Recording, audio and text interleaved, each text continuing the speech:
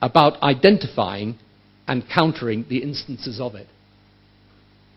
This needn't be done stridently, but it should be done insistently.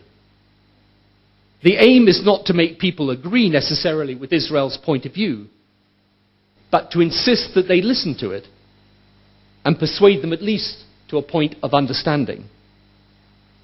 Where there is incitement, we should oppose it and expose it. Where there is a one-sided account, we have to argue the other side. And my advice is always have a voice out there, and not just the politicians, but the voices of the people, and do it systematically and with unity. Second, Israel should always be a staunch and unremitting advocate and actor for peace. What I mean by this is not simply that Israel should want peace, it should advocate it and act to achieve it. Tzipi Livni and Ehud Olmert's negotiations under the previous Israeli government and previous US administration were an immensely important part of showing to the world that whatever else they might say, they had to accept the government of Israel was genuinely trying to bring about peace. The restart of direct negotiations to be launched next week is important. Important in itself, important because it shows that Prime Minister Netanyahu, on behalf of the new government of Israel, is an advocate for peace. Important because with a one-year time frame indicated, it shows there is a simple and sincere yearning on the part of the people of Israel to live in an enduring and honorable peace with their Palestinian neighbors. I know some are cynical about this process. I know some say it is all for show. I reject that view. I think if Israel can receive real and effective guarantees about its security, then it is willing and ready to conclude a negotiation for a viable independent Palestinian state. This is a brave decision by the Prime Minister and a right one to engage in these negotiations. Third, there will be no successful negotiation unless all the final status issues are on the table. I'm not going to try to negotiate solutions here and now. That is for later. We can think creatively and constructively. Indeed, we must do so. But proposals on these issues will be a litmus test of seriousness. Which brings me to a fourth point.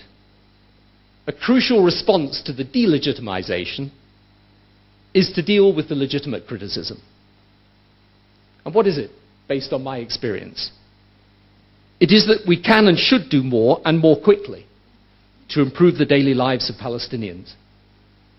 Now, there has been real progress here in the past year, and we should deepen it.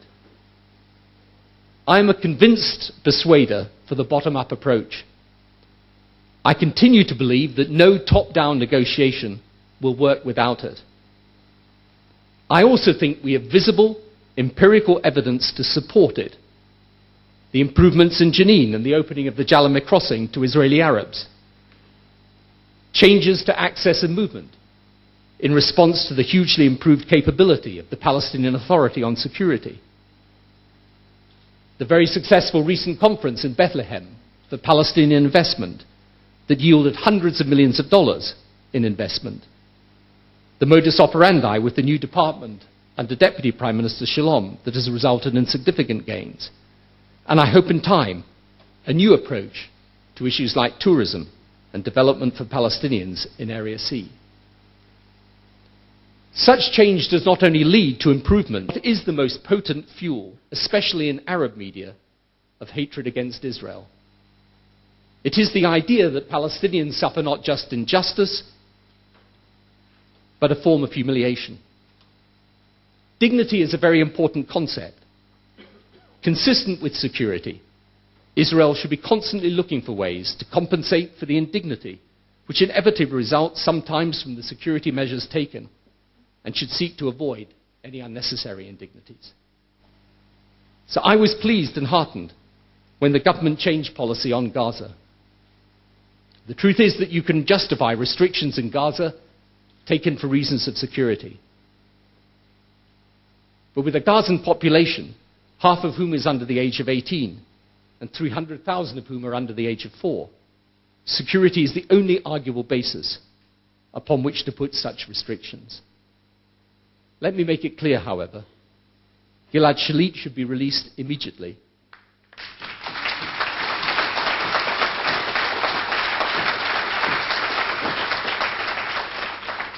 His detention is a profound denial of human rights, as is the way he is being treated. But a policy based on threats to Israel's security is the only one its friends can defend. This leads me to my final point. It is our collective duty, yours and mine, to argue vigorously against the de-legitimization of Israel. It is also our collective duty to arm ourselves with an argument and a narrative we can defend, and with which we can answer the case that's made against Israel with pride and confidence.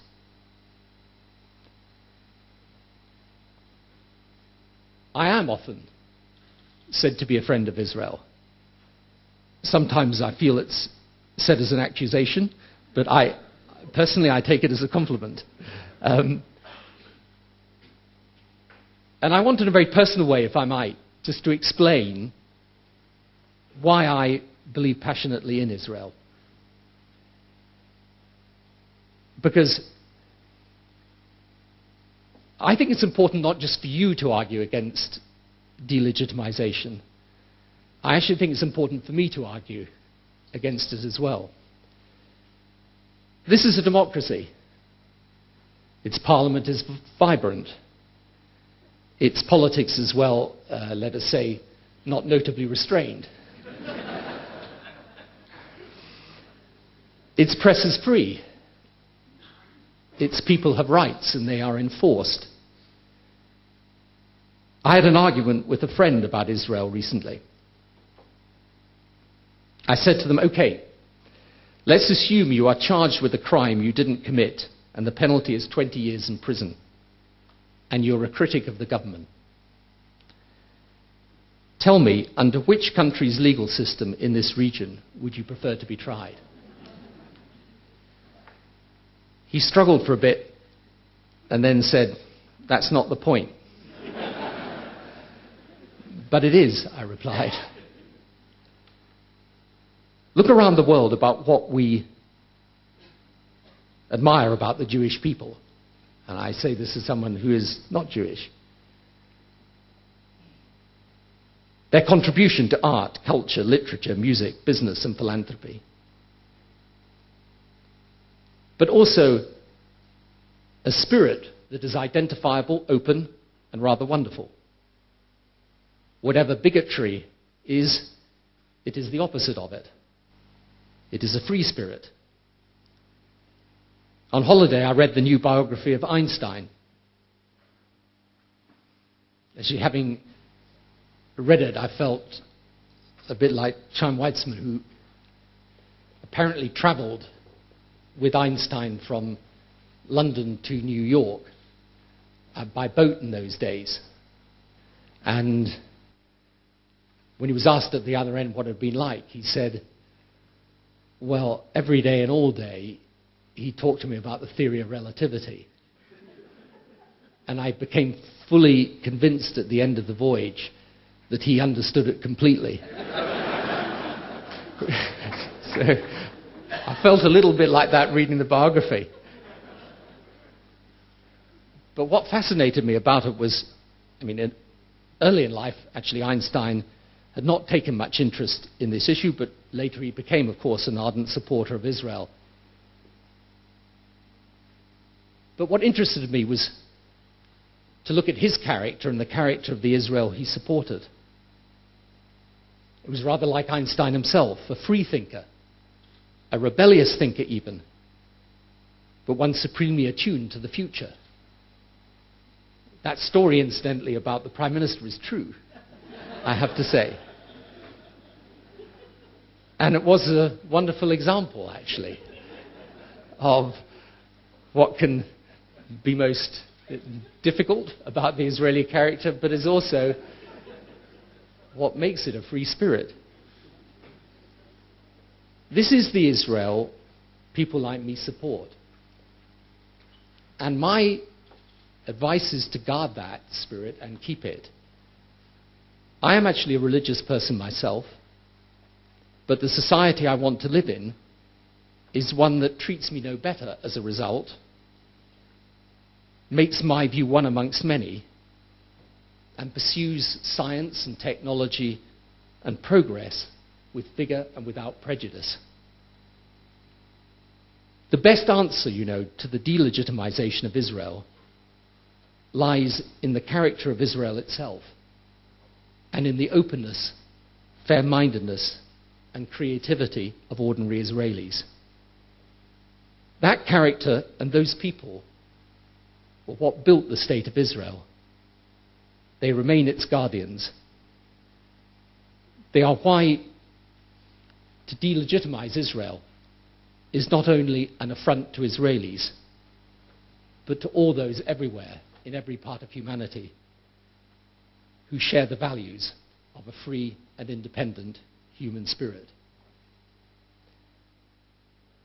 I have enjoyed immensely the time since I've been here. The one thing that's always shocked me a little since becoming the quartet envoy is how much better educated I am about this problem than ever I was when I was Prime Minister. It is a complex and difficult problem. On the other hand, I have become more and more convinced that it is nonetheless, despite all the challenges, important to find a solution and to pursue it until that solution is achieved. And when I look at the state of Israel today, and I travel widely here and on the Palestinian side, it's correct that sometimes the challenge can seem immensely daunting and difficult. And there are people in the rest of the world who, when they talk to me about my role as envoy, always conclude the conversation with good luck.